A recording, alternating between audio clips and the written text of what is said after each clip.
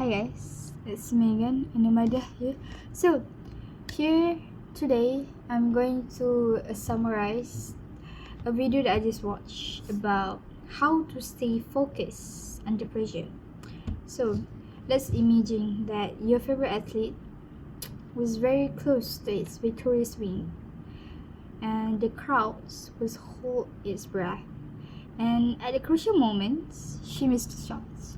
So that competitor just experienced the phenomenon called choking.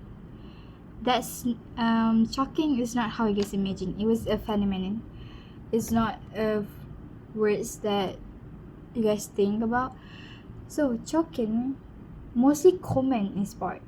So it was when performance often occurs under intense pressure and it depends key moment. So when performance anxiety also haunts the public speakers and contestant in spelling bees and also a world even famous musicians also haunts with this shocking phenomenon. So most people would think that it was our nerve.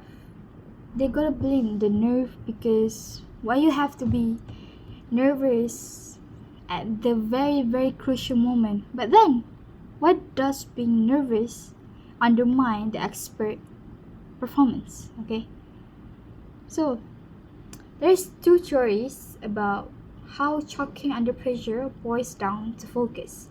So the first theory is about distraction theories. So it was about performance suffers when the mind is preoccupied with fears, doubt, and also worry. So instead of them focusing on the task that is given on their hand, they was focusing on this negative feelings, which is affect to our mind. So when relevant and irrelevant thoughts competing for the same attentions, something has to give. Okay, so it's either you guys gonna let the irrelevant thought wins, which is gonna make you guys lose a lot more, or you guys gonna focus on the relevant thought, which is have a lot of benefit for you guys. So our brain only have we only have one brain, which is when our brain is full of this variety of thoughts, we cannot focus on the task is given. So that's what distraction theory is talking about. So let's go with the second theories, which is explicit monitoring theories. It was concerned with how pressure can cause people to overanalyze the task at hand.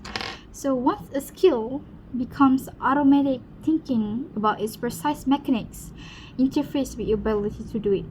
Which is, I'm going to explain how I understand that theories.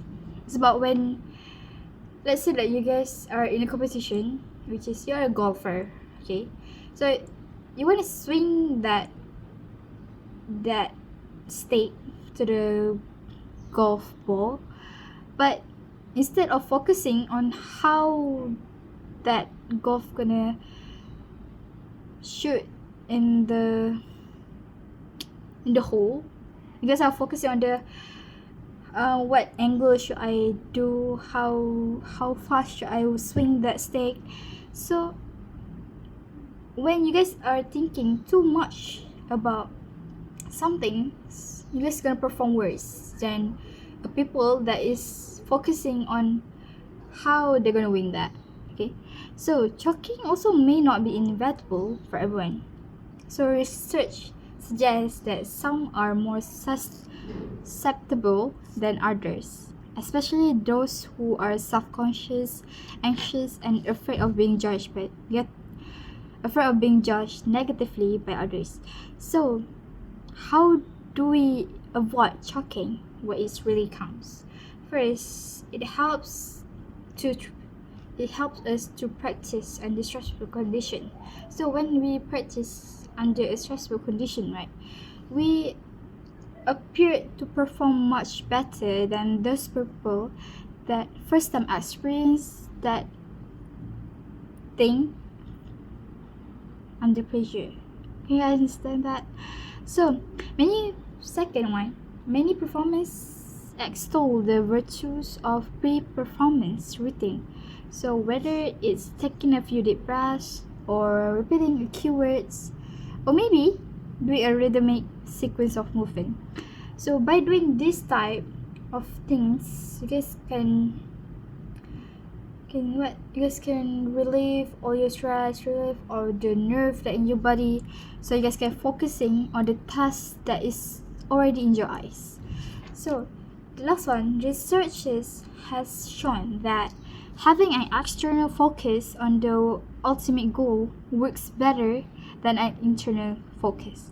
So it was when people is tuned into the mechanics of what they're doing.